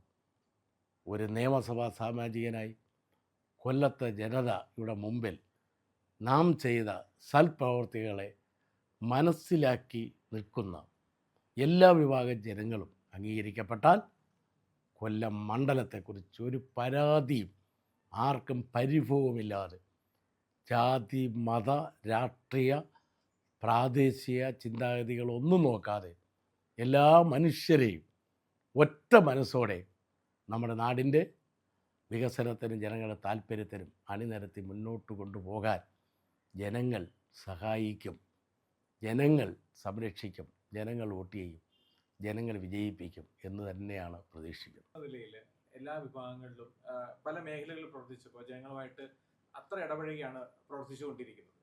രാത്രിയെന്നോ പകലെന്നോ ഇല്ലാത്ത രീതിയിൽ ഈ ഒരു MLA സ്ഥാനം ലഭിച്ചു കഴിഞ്ഞാൽ കൊല്ലംകാർക്കിടയിലും അല്ലെങ്കിൽ കൊല്ലത്തെ സാധാരണക്കാർക്കിടയിലും ഈ ഒരു പ്രവർത്തനം തുടരുമെന്ന് ഉറപ്പ് തന്നെയാണ്. ഇതിൽ ആ ചോദ്യം കേൾക്കുമ്പോൾ എനിക്കൊരു സംശയം തോന്നുന്നത്, ഞാൻ ഈ പറഞ്ഞ കാര്യങ്ങളെല്ലാം ഇവിടെ നിർവഹിക്കപ്പെട്ടത് ജനങ്ങളുടെ മുമ്പിലാണ്, വ്യക്തമായ രേഖയുണ്ട്. ഞാൻ പറയുന്നതിനെതിരായിട്ടൊരു വിമർശനം ഉന്നയിക്കാൻ പോലും ആരും തയ്യാറാവാതെ നിൽക്കുമ്പോൾ ഇദ്ദേഹം എവിടുത്തുകാരനാണ്, ഇനി ഇവിടെ കാണുമോ എന്ന് ആരെങ്കിലും ചോദിക്കുന്നുണ്ടെങ്കിൽ ഒരു അഴിമതിക്കാരനാണെന്നോ ഒരു കള്ളനാണെന്നോ ഇല്ലെങ്കിൽ എന്തെങ്കിലും ദ്രോഹം ചെയ്യുന്നവരാണെന്നോ ആളുകളെ ഏതെങ്കിലും രൂപത്തിൽ വേർതിരിച്ച് നിർത്തുന്നവനാണെന്നോ മതവിദ്വേഷം പരത്തുന്നയാളാണെന്നോ സ്പർദ്ധയുള്ള ആളാണെന്നോ ഒന്നും ആരും പറയുന്നില്ലല്ലോ. ജനങ്ങൾക്ക് ആവശ്യം വരുന്ന സന്ദർഭത്തിൽ അവിടെ എത്തുക. നമ്മളൊരു കാര്യം ആലോചിക്കാം, നമ്മുടെ പ്രകൃതി ദുരന്തം ഉണ്ടായി, ആരാ ഇവിടുന്ന് വള്ളം തൊഴിലാളികളെ കയറ്റി പത്തനംതിട്ടയിലെയും പിന്നെ മറ്റ് ചെങ്ങന്നൂരേക്ക് വായിച്ചത് ആലോചിച്ച് നോക്കും. ആ വള്ളം പോയ ലോറിക്കകത്ത് കയറിപ്പോയ ആളാരാ? വള്ളം പിന്നെ എത്തിക്കാൻ വേണ്ടി മുഖ്യമന്ത്രി വിളിക്കുന്നു. ഈ വിറങ്ങലിച്ച് നിൽക്കുന്ന ആളുകൾക്ക് എന്തെങ്കിലും സംഭവിക്കുന്നു നോക്കാൻ വേണ്ടി കടലോരത്തോടെ പാർട്ടി പ്രവർത്തകരോടൊപ്പം ഞാൻ സഞ്ചരിച്ചുകൊണ്ടിരിക്കുമ്പോഴാണ് ലോറി വേണം, ഫയർഫോഴ്സ് വിളിച്ചു, വണ്ടി കിട്ടുന്നില്ല, റോഡിലിറങ്ങി വണ്ടി തടഞ്ഞു, അതിലുള്ള സാധനം ഇറക്കി പണം കൊടുക്കാമെന്ന് പറഞ്ഞു, നേണ്ടാരെ പോലീസ് സ്റ്റേഷൻ്റെ അവിടെ ഇറക്കി വെച്ചു. ആ ലോറി ബലം പ്രയോഗിച്ച് പിടിച്ച് കൊണ്ടുവന്നു, വള്ളം അതിനകത്തേക്ക് കയറ്റി കൊണ്ടുപോയി ഇറക്കി. കൊല്ലത്ത് കിടന്ന് ഉറങ്ങത്തില്ലായിരുന്നെങ്കിൽ ഈ വള്ളം അവിടെ എത്തുമായിരുന്നു, ഈ വള്ളത്തൊഴിലാളി പോകുമായിരുന്നു, ഈ പാവപ്പെട്ട മനുഷ്യനെ രക്ഷിക്കാൻ പറ്റുമായിരുന്നു. കേരളത്തിലെ മത്സ്യത്തൊഴിലാളികളെ സ്വന്തം സൈന്യമെന്ന് വിളിക്കുമായിരുന്നു. അന്ന് ഈ പറയുന്ന ആളുകൾ എവിടെ കിടന്നുറങ്ങിയത്? അവർ ഭദ്രമായി കമ്പിളി ചൂടി അല്ലെങ്കിൽ AC ഇട്ട്, മഴയാണെങ്കിലും AC ഇട്ട്, ചൂടുള്ള AC ഇട്ട് കിടന്നുറങ്ങി. നമ്മളവിടെ തിണ്ണ കിടന്നുറങ്ങുക. പാർട്ടി ഓഫീസിൻ്റെ തന്നെ അവിടെ കിടന്ന് നമ്മൾ ഉറങ്ങുക. അപ്പോൾ വിളിക്കുന്നു, കാഷ്യൂ കോർപ്പറേഷൻ ചെയർമാൻ ആയതുകൊണ്ട് അവിടെ ഒരു ക്വാർട്ടേഴ്സ് ഉണ്ട്, നമ്മളവിടെ കിടക്കുന്നത്, ഉറങ്ങിയില്ല. ക്വാർട്ടേഴ്സ് ഉണ്ടെങ്കിലും ക്വാർട്ടേഴ്സ് കിടക്കാറില്ല. നമ്മൾ ജനങ്ങളുമായി രാത്രിയും പകലും എല്ലാം വന്ന് വിളിക്കുന്ന, കൊല്ലത്താകുമ്പോൾ അവർക്ക് വന്ന് വിളിക്കാൻ പറ്റുന്ന ഓഫീസ്, ഒന്നെങ്കിൽ CPM ഓഫീസ് അല്ലെങ്കിൽ CT ഓഫീസിൽ നമ്മൾ കിടന്നുറങ്ങുന്നു. അങ്ങനെ ഉറങ്ങിക്കൊണ്ടാണ് തൊഴിലാളികളെല്ലാം വിളിച്ച് ആ നിലയിലേക്ക് പോകാൻ വേണ്ടി കഴിഞ്ഞത് എന്നുള്ളതാണ്. ഇങ്ങനെ പറയാൻ തുടങ്ങിയാൽ കേൾക്കാൻ ജനങ്ങൾക്ക് സമയം ഉണ്ടാവില്ല. അത്രത്തോളം കാര്യങ്ങൾ ചുരുങ്ങിയ സമയം കൊണ്ട് ജനങ്ങൾക്ക് വേണ്ടി ചെയ്തിട്ടുണ്ട്. കഴിഞ്ഞ തദ്ദേശ സ്വയംഭരണ സ്ഥാപനങ്ങളുടെ തെരഞ്ഞെടുപ്പുമായി ബന്ധപ്പെട്ട് നമ്മുടെ ഹരിതകർമ്മ സേനയിലെ പ്രത്യേകിച്ച് നമ്മുടെ സഹോദരികളെ അധിക്ഷേപിക്കുന്നതുമായി ബന്ധപ്പെട്ട് നമ്മുടെ കൊല്ലത്ത് തന്നെ ഒരു വലിയ വിഷയം ഉണ്ടായിരുന്നു. എതിർ പാർട്ടിക്കാർ അവരെ മോശമായ രീതിയിൽ പെരുമാറുകയൊക്കെ ചെയ്തായിരുന്നു. അന്ന് വലിയൊരു വിഷയമായി അവർ ഉന്നയിക്കുകയും അന്ന് അവരോടൊപ്പം പൂർണ്ണ പിന്തുണയോടുകൂടി സഖാവിടെ വരികയും അവരുടെ സമരത്തിൽ ഇടപെടുകയും അവർക്ക് കൃത്യമായ നിർദ്ദേശങ്ങൾ നൽകുകയും അവർക്ക് പരിഹാരം കൊടുക്കുകയും ചെയ്തിട്ടുണ്ടായിരുന്നു. ആ വിഷയത്തെ ഓർക്കുന്നുണ്ടോ? അതൊരു സാധാരണ തൊഴിലാളികളെയും സ്ത്രീകളെയും പാവപ്പെട്ടവരെയും സ്നേഹിക്കുന്നവരുടെ മനസ്സിൽ ഉണ്ടാകുന്ന ഒരു വികാരത്തിൻ്റെ ഭാഗമായിട്ടാണ് ആ പ്രശ്നത്തിൽ ഇടപെട്ടത്. തിരഞ്ഞെടുപ്പ് കഴിഞ്ഞു, ആലോചിച്ച് നോക്കാം. വോട്ട് എണ്ണുന്നത് പിന്നീടാണ്. ഇലക്ഷൻ കഴിഞ്ഞിട്ട് അടുത്ത ദിവസം ഒരു സമരമുഖത്ത് ആരെങ്കിലും പോകും. ഞാനതിലേ പോകുമ്പോഴാണ് ഹരിത കർമ്മസേനയുടെ മുദ്രാവാക്യം വിളിക്കുന്നത്. പാർട്ടിയൊന്നുമില്ലാതെ മുദ്രാവാക്യം വിളിക്കുകയാണ്. അപ്പം തന്നെ നമ്മൾ അവിടേക്ക് കടന്നു ചെല്ലുന്നു, കാര്യം തിരക്കി. ഞങ്ങൾ ഇലക്ഷന് ഡ്യൂട്ടി ചെയ്തു, പ്ലാസ്റ്റിക്കും പേപ്പറും ഒക്കെ നീക്കം ചെയ്തു. ഞങ്ങൾ ആർക്കാണ് വോട്ട് ചെയ്തത് എന്നൊന്നും ഞങ്ങൾ പറയുന്നില്ല. അപ്പം ഒരു സ്ഥാനാർത്ഥിയും അവർ അനുകൂലിക്കുന്ന ആളുകളും വന്നിട്ട് സ്ത്രീകളെ പറയാൻ പറ്റാത്ത വാക്കുകൾ ഉപയോഗിച്ച് ഞങ്ങളെ ആക്ഷേപിച്ചു. ഞങ്ങൾ സഹിക്കൂല, അതിനെ അറസ്റ്റ് ചെയ്യണം, ഇതാണ് ഞങ്ങളുടെ സമരം എന്ന് പറഞ്ഞു. എല്ലാ യൂണിയൻകാരും ഉണ്ട്. ഞാനത് ചെന്ന് സംസാരിച്ചു. ആരും ഞങ്ങളെ നോക്കാനില്ല എന്ന് പറഞ്ഞിട്ട് അവർ നെടുവീർപ്പിട്ട് നിൽക്കുകയായിരുന്നു. അവരെ ഷേക്കാൻഡ് കൊടുത്തു, വിളിച്ചിട്ട് പറഞ്ഞു ഞങ്ങളുണ്ട്, സംസാരിച്ചു. എല്ലാവരും ഒത്തുചേർന്നു. അടുത്ത ദിവസം അവർ പണി മുടക്കി. അതിന് അടുത്ത ദിവസം തന്നെ വോട്ടെണ്ണി തോറ്റു, കോർപ്പറേഷൻ തോറ്റു. നമ്മൾ വിട്ടില്ല. അതിനടുത്ത ദിവസവും അവർ നമ്മളെ കാണാൻ വന്നു. അവർ പറഞ്ഞ പ്രശ്നത്തിൽ ഇടപെട്ടു. കേരളത്തിലെ തദ്ദേശ സ്വയംഭരണ വകുപ്പ് മന്ത്രി MP രാജേഷിൻ്റെ അടുത്ത് ഫോൺ വിളിച്ചു. അദ്ദേഹത്തെ ഹരിത കർമ്മസേന അവിടെ വിളിപ്പിച്ചു. അവരെ ആക്ഷേപിച്ച ആളിനെ അറസ്റ്റ് ചെയ്യാൻ ഒരു ടീമിനെ നിയോഗിപ്പിച്ചു. ആ ടീം ഈ കുറ്റവാളിയെ അറസ്റ്റ് ചെയ്ത് ജയിലിലടച്ചു. അത് അവസാനിപ്പിച്ചു.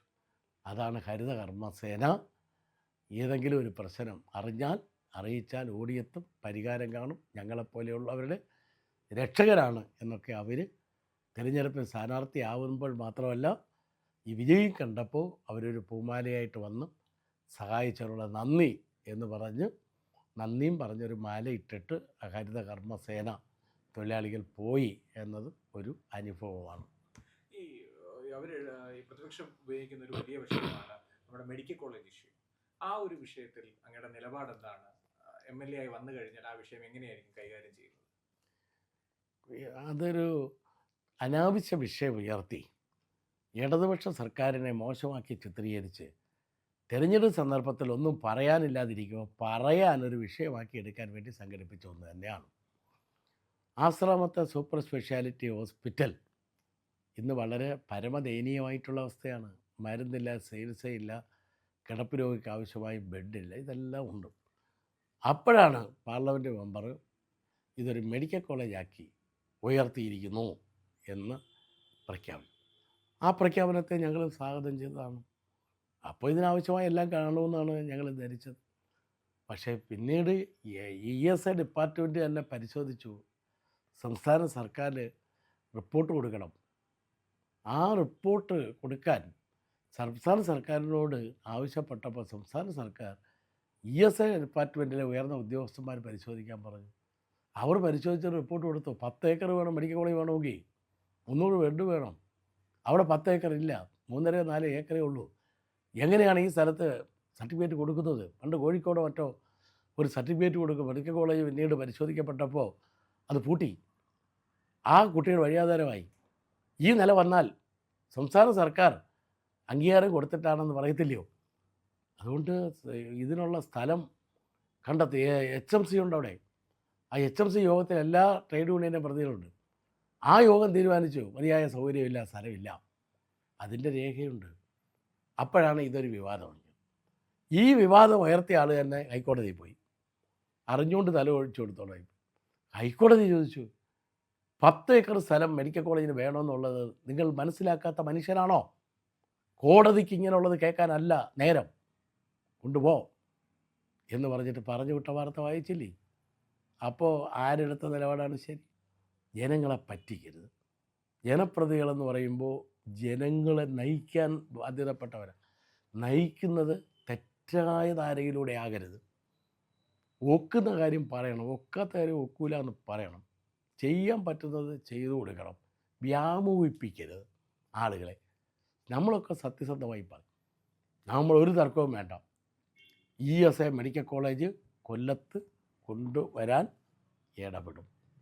കൊണ്ടുവന്നാൽ ഇപ്പം ആശ്രാമത്ത് കിടക്കുന്ന hospital, super speciality hospital medical കോളേജായി ഉയർത്തുന്നതിനാവശ്യമായ ഭൗതിക സാഹചര്യങ്ങൾ ESA ഒരുക്കിയാൽ, സ്ഥലക്കുറവുണ്ടെങ്കിൽ പാർവതി മില്ലിൻ്റെ സ്ഥലം അതിനു വേണ്ടി എടുക്കണം. അതുമില്ലെങ്കിൽ കാഷ്യൂ കോർപ്പറേഷൻ്റെ സ്ഥലങ്ങൾ ഹോസ്പിറ്റലിലൂടെ പ്രവർത്തിക്കുമ്പോൾ തന്നെ അനുബന്ധമായി സ്ഥലക്കുറവാണ് നഷ്ടപ്പെടുന്നതെങ്കിൽ കൊടുക്കാൻ തയ്യാറാണെന്നും പരസ്യമായി ഞങ്ങൾ പറയും. ഞങ്ങൾ പ്രതിഷേധിക്കുക മാത്രമല്ല, നിങ്ങൾ മെഡിക്കൽ കോളേജിൽ കൊണ്ടുപോകാം. സ്ഥലക്കുറവുള്ളപ്പോൾ നിങ്ങൾ മെഡിക്കൽ കോളേജ് സ്ഥാപിച്ചു എന്ന് പറയണ്ട. സ്ഥലം എങ്ങനെ കണ്ടെത്താം? ഞങ്ങളെല്ലാം വിളിച്ച് ആലോചിച്ചൂടെ? ഞങ്ങളല്ലേ ഏറ്റവും കൂടുതൽ തൊഴിലാളികളുടെ ESA വിഹിതം അടയ്ക്കുന്നത്. ESA ആനുകൂല്യം വാങ്ങിക്കൊടുക്കാൻ വേണ്ടി പോരാടി നിയമത്തിലൂടെ യുദ്ധം നടത്തി പാവങ്ങളെ സംരക്ഷിച്ചവരല്ലേ. എന്തിനാണ് ഞങ്ങളെ ശത്രുക്കളായി കാണുന്നത്? അതുകൊണ്ട് MLA ആയി വരുമ്പോഴത്തേക്ക് ആദ്യം MP വിളിക്കും, മേയറെ വിളിക്കും, ട്രേഡ് യൂണിയൻ നേതാക്കന്മാരെ വിളിക്കും. എല്ലാവരും കൂടി ഒരു ചർച്ച ചെയ്ത് നിർദ്ദേശം ഉണ്ടാക്കും. ആ നിർദ്ദേശം കേന്ദ്ര ഗവൺമെൻറ്റിനും സംസ്ഥാന സർക്കാരിനും സമർപ്പിക്കും. ഇന്നത്തെ കണക്ക് ഒരു വിവാദവും ഉയർത്താതെ, ആളുകളെ പല കോണിലാക്കാതെ, രാഷ്ട്രീയ ചേരുവയില്ലാതെ മെഡിക്കൽ കോളേജ് യാഥാർത്ഥ്യമാക്കി എടുക്കാൻ ചെയ്യാൻ കഴിയുന്നത് മുഴുവൻ ചെയ്യും. അന്ന് ഗതാഗത വകുപ്പ് മന്ത്രി വന്ന സമയത്ത് ഒരു 2 ബസ്സിന്റെ നിർദ്ദേശം വെക്കുകയും അത് യാഥാർത്ഥ്യമാകുകയും ചെയ്തിട്ടുണ്ടായിരുന്നു. അതെങ്ങനെയാണ് ശ്രദ്ധയിൽപ്പെട്ടത്? അതെന്താണെന്ന് ചോദിച്ചാൽ, ഞാൻ സ്ഥാനാർത്ഥി ആയി വരുന്ന ഘട്ടം എന്ന് പറയുന്നത് ശരിയല്ല.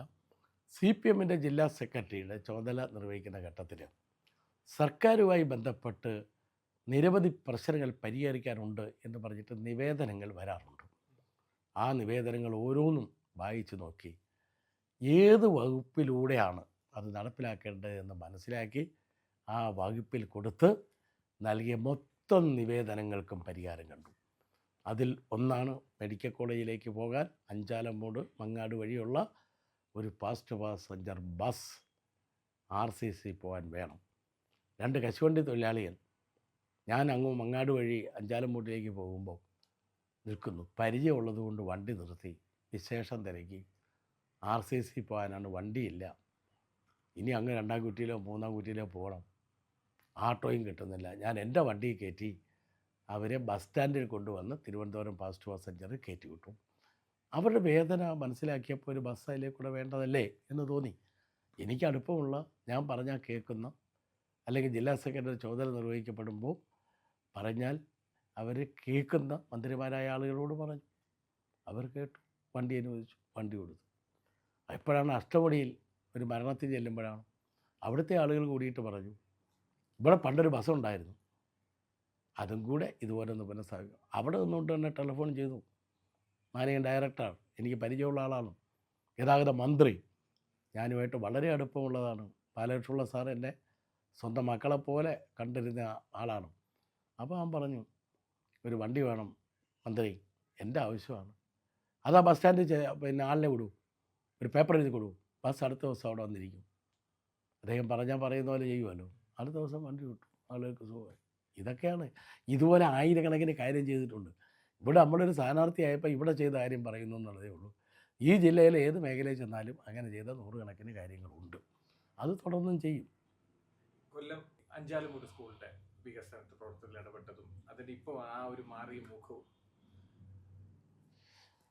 അഞ്ചാലമ്മൂട് ഹയർ സെക്കൻഡറി സ്കൂളിൽ ജില്ലാ പഞ്ചായത്ത് പ്രസിഡൻ്റായിട്ടിരിക്കുമ്പോൾ ജില്ലാ പഞ്ചായത്തിൻ്റെ നിയന്ത്രണത്തിന് കീഴിലാണ് ഹൈസ്കൂൾ, ഹയർ സെക്കൻഡറി സ്കൂൾ. അന്നൊരു 10 ലക്ഷം രൂപ അവിടുത്തെ ഡിവിഷൻ മെമ്പർ ആവശ്യപ്പെട്ടതിൻ്റെ അടിസ്ഥാനത്തിൽ നൽകുകയും അത് ഉദ്ഘാടനം ചെയ്യാൻ പോവുകയും ചെയ്ത കാലം എൻ്റെ മനസ്സിലുണ്ട്. സ്കൂളുകൾ എല്ലാം ശോചനീയമായ അവസ്ഥയിൽ കിടക്കുകയായിരുന്നു. അതിന് മാറ്റം വന്നത് ഇടതുപക്ഷ ജനാധിപത്യ മുന്നണി സർക്കാർ വന്ന നാൾ മുതലാണ്. ഹൈടെക്കാക്കി ഹയർ സെക്കൻഡറി ഹൈസ്കൂളുകളെല്ലാം മാറ്റാൻ സർക്കാർ ആവശ്യത്തിന് പണം അനുവദിക്കപ്പെട്ടപ്പോൾ കൊല്ലം അസംബ്ലി മണ്ഡലത്തിൽ നിന്ന് മാത്രമല്ല കൊല്ലം ജില്ലയിലെ അതിമനോഹരമായ ഒരു വിദ്യാലയം ഏത് എന്ന് ചോദിച്ചാൽ അത് അഞ്ചാലമ്മൂട് ഗവൺമെൻറ് ഹയർ സെക്കൻഡറി സ്കൂളാണ് എന്ന് കാണാൻ കഴിയും. നോക്കുന്ന ഏതൊരാളിനെയും കണ്ണഞ്ചിപ്പിക്കുന്ന രൂപത്തിലാണ് സ്കൂൾ തലയുയർത്തി നിൽക്കുന്നത്. പഠിച്ച ആളുകൾ, പൂർവ്വ വിദ്യാർത്ഥികൾ പഠിപ്പിച്ച അധ്യാപകർ, പഠിച്ചുകൊണ്ടിരിക്കുന്ന കുട്ടികൾ, പഠിപ്പിച്ചുകൊണ്ടിരിക്കുന്ന അധ്യാപകർ, നാട്ടുകാർ എല്ലാവരും അതിൽ സംതൃപ്തരാണ്. അങ്ങനെ പണി പൂർത്തിയാക്കിക്കൊണ്ടിരിക്കുമ്പോൾ തന്നെ കൊല്ലം എം എൽ എ സ്വയം മുകേഷിൻ്റെ തന്നെ ഭാവനയിൽ രൂപം കൊണ്ട ഒരു പദ്ധതി കൂടി എം എൽ എ ആസ്തി വികസന ഫണ്ട് ഉപയോഗിച്ച് നിർവഹിക്കപ്പെട്ടപ്പോൾ സ്കൂളിലെ മുമ്പിലൂടെ പൊയ്ക്കൊണ്ടിരുന്ന ഓട അത് കെട്ടിയടച്ചു. വെള്ളമൊഴുക്ക് തടസ്സമില്ല, കോൺക്രീറ്റ് ഇട്ടു, സ്ലാബ് ഇട്ടു.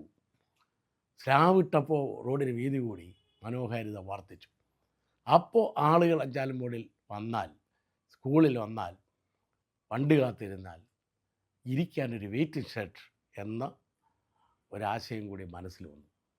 ആ വെയിറ്റിംഗ് ഷെഡും കൊല്ലം ജില്ലയിലെ ഏറ്റവും മനോഹരമായ വെയിറ്റിംഗ് ഷെഡ് എന്ന് ചോദിച്ചാൽ അഞ്ചാലമ്മൂട് ഹയർ സെക്കൻഡറി സ്കൂളിലെ മുമ്പിലെ വെയിറ്റിംഗ് ഷെഡാണ്. ഇതെല്ലാം കൂടി വന്നപ്പം മനോഹരമല്ലേ അത്? മനോഹരമായി മാറിയതിനെ മനോഹരം എന്ന് തന്നെയല്ലേ പറയേണ്ടത്? അതുപോലെ തന്നെ മങ്ങാട് സ്കൂള് കൊല്ലം മണ്ഡലത്തിലുള്ളതാണ്. എന്ത് മനോഹരമായിരിക്കുന്നു! കൊല്ലം കളക്ടറേറ്റിനടുത്തുള്ള സ്കൂള് അത് എന്ത് മാറ്റമാണോന്നിരിക്കും. ഇങ്ങനെ എല്ലാ പള്ളിക്കൂടങ്ങളും ആശുപത്രികളും എല്ലാം മനോഹരമാണ്. മനോഹരമായ ഒരന്തരീക്ഷത്തെ മലിനമാക്കി മാറ്റണോ? അതല്ലേ ചിന്തിക്കേണ്ടത്. ആ മനോഹരമായത് നിലനിർത്തി കൂടുതൽ മനോഹരമാക്കാൻ വേണ്ടിയിട്ടല്ലേ നമ്മൾ പരിശ്രമിക്കേണ്ടത്. ശാസ്ത്ര സാങ്കേതിക മേഖല ലോകത്ത് അനുദിനം മാറ്റങ്ങളിലൂടെ മുമ്പോട്ട് പോവുകയാണ്. AI യുഗത്തിലാണ് നമ്മളെല്ലാം ജീവിക്കുന്നത്. അതിനോട് നമ്മൾ മത്സരിച്ച് മുന്നോട്ട് പോയില്ലെങ്കിൽ നമ്മുടെ കുട്ടികൾ ലോകത്ത് തള്ളപ്പെട്ടു പോകും. അതുകൊണ്ടാണ് വിദ്യാഭ്യാസ മേഖലയിലെ പരിഷ്കാരങ്ങൾ ആ രൂപത്തിലേക്ക് കൊണ്ടുവന്നത്. എന്നിപ്പോൾ ലാബ്, സ്കൂളുകളിലെ ലൈബ്രറികൾ, ക്ലാസ് മുറികൾ, ഇതെല്ലാം തന്നെ എന്ത് മനോഹരമാണ്. കുട്ടികൾക്ക് വ്യായാമം, എക്സസൈസ്, യോഗ, ഫിറ്റ്നസ് സെൻ്ററുകൾ, ഇതെല്ലാം തന്നെ കലാലയത്തിൻ്റെ ഭാഗമല്ലേ ഇന്ന്. മുമ്പെങ്ങനെയാണ്? ഓടണമെങ്കിൽ റോഡിലിറങ്ങി ഓടണം. ഗ്രൗണ്ടുണ്ടോ അവിടെ കൊടുത്ത്? എല്ലാ കുട്ടികൾക്കും ഗ്രൗണ്ട്. എല്ലാ കുട്ടികളുടെയും ആരോഗ്യം, എല്ലാ കുട്ടികളും ഏതെങ്കിലും മയക്ക് മരുന്നിനോ തെറ്റായ ഇതിലോ ചെന്ന് പെടാതിരിക്കാൻ വേണ്ടി പ്രത്യേകമായിട്ടുള്ള ബോധവൽക്കരണങ്ങൾ നടക്കും. കുട്ടികൾക്ക് മുട്ട, പാല്, ഉച്ചഭക്ഷണം ഇതെല്ലാം കൊടുത്തവരെ വളർത്തിയെടുക്കും. വിദ്യാഭ്യാസ മേഖലയിൽ കേരളത്തിലെ മാറ്റങ്ങളാണ് ലോകത്ത് എവിടെ നോക്കിയാലും മലയാളിയുടെ സാന്നിധ്യമുള്ള ഒന്നായിട്ട് മാറിയിട്ടുള്ളത്. ഇത് മതിയല്ലോ ഇനി. അപ്പോഴേ ഞാൻ പറയുന്ന ഈ ആദ്യത്തെ ഭാഗങ്ങളെ നിങ്ങൾ ചുരുക്കുന്നതോടൊപ്പം തന്നെ കേട്ടോ വിജേഷ, നമ്മൾ ഇപ്പോൾ ഈ ബൂത്ത് കൺവെൻഷനെ മറ്റൊക്കെ പോകത്തില്ലേ, ഈ കാര്യങ്ങൾ നമ്മൾ നോട്ടീസ് കൊടുത്താലും അത്ര അറിയത്തില്ല. ഇതിൻ്റെ ഈ റീൽസ് പൊക്കോട്ടെ, ഒരു ഫുൾ ഈ വീഡിയോ ആക്കി നമുക്ക് നമ്മുടെ ബൂത്തുകളിൽ അവർക്ക് ഒക്കെ പ്രസംഗിക്കാനും സംസാരിക്കാനും ഒരു മെറ്റീരിയൽസ് കിട്ടുന്നതിന് ഗുണമല്ലേ. പിന്നെ കുറച്ച് കാണികളുടെ കുറവായാലും നിങ്ങൾ റീൽസ് അങ്ങ് പോയി കഴിഞ്ഞിട്ട് മതി. പോയിട്ട് 2 ദിവസം മറ്റേ ഒരു സാധനം കൂടെ ഉൾപ്പെടുത്തിക്കൊള്ളുന്നുണ്ട്. അതായത് മറ്റേ എതിർ സ്ഥാനാർത്ഥികൾ പറഞ്ഞു സഖാവിന്റെ വികസനങ്ങൾ അറിയില്ല എന്ന രീതിയിൽ ഒരു ഇന്റർവ്യൂവിൽ കൊടുത്തു. അതിന് മറുപടിയായിട്ട് നമുക്ക് പറയാം, അതായത് ഉമ്മൻചാണ്ടിയുടെ, അതായത് ഇപ്പൊ ബിന്ദുകൃഷ്ണയുടെ ഒരു ഇതാണല്ലോ, ഉമ്മൻചാണ്ടിയുടെ കാലത്ത് പുരസ്കാരം മേടിച്ചിട്ടുണ്ട്. ഇല്ല, ഇപ്പം നരേന്ദ്രമോദിയുടെ ഉമ്മൻചാണ്ടിയുടെ പറഞ്ഞില്ല. ഉമ്മൻചാണ്ടിയുടെ ഇതിൽ കാഷ്യൂ കോൺക്ലേവിൽ ഫസ്റ്റ് ഇത് കിട്ടി. അത് രണ്ടും കൂടെ ഉൾപ്പെടുത്തിയിട്ടൊന്ന് ഒറ്റൊരു സാധനം കൂടെ പറഞ്ഞല്ലോ. അപ്പോഴേ കേട്ടോ, നമ്മുടെ ആളുകൾക്ക് പ്രസംഗിക്കാനും പറയാമെന്ന് കേട്ടോ ഒരെണ്ണമേ അതൊരു നല്ലപോലെ ആക്കി, അത് നമ്മുടെ ആളുകൾ അതും കൊണ്ടങ്ങനെ നമ്മളൊരു പത്രം ഇറക്കുന്നു എന്ന് പറഞ്ഞിപ്പം എല്ലാ വീടും കൂടെ. പക്ഷേ ഇതങ്ങ് ചെല്ലാമെങ്കിൽ ഏത് വരും?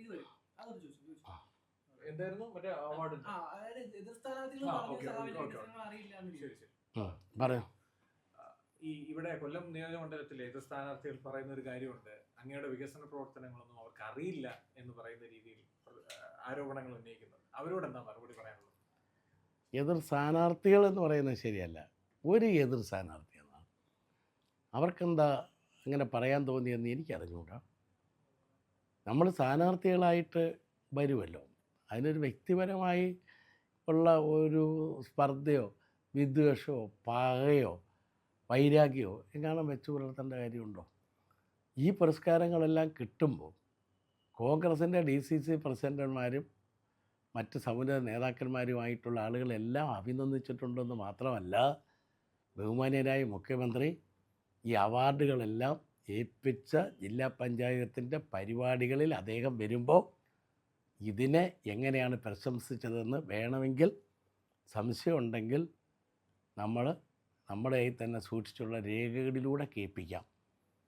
പ്രധാനമന്ത്രി നരേന്ദ്രമോദിയാണ് ദേശീയ പുരസ്കാരം പ്രഖ്യാപിച്ചതും നൽകിയതും. സംശയം ഇതുവരെ BJP പ്രകടിപ്പിച്ചിട്ടില്ല. അവർക്കറിയാം, അവരും പല ആളുകളും ഇത് നല്ലതാണ് എന്ന് പറഞ്ഞിട്ടുണ്ട്. പക്ഷെ ഒരു സ്ഥാനാർത്ഥി ആയി ഈ പ്രവർത്തനങ്ങളെല്ലാം നടത്തിയ ആൾ വരുമെന്ന് കരുതാതിരുന്ന ചിലരുടെ മനസ്സിൽ എന്തെങ്കിലും ഒന്ന് പറയണമെന്ന് തോന്നിയതിൻ്റെ ഭാഗമായി പറയുന്നതിനെ അവഗണനയോടെ തള്ളിക്കളയും മനുഷ്യർ എന്നുള്ളത് തന്നെയാണ് എൻ്റെ വിശ്വാസം.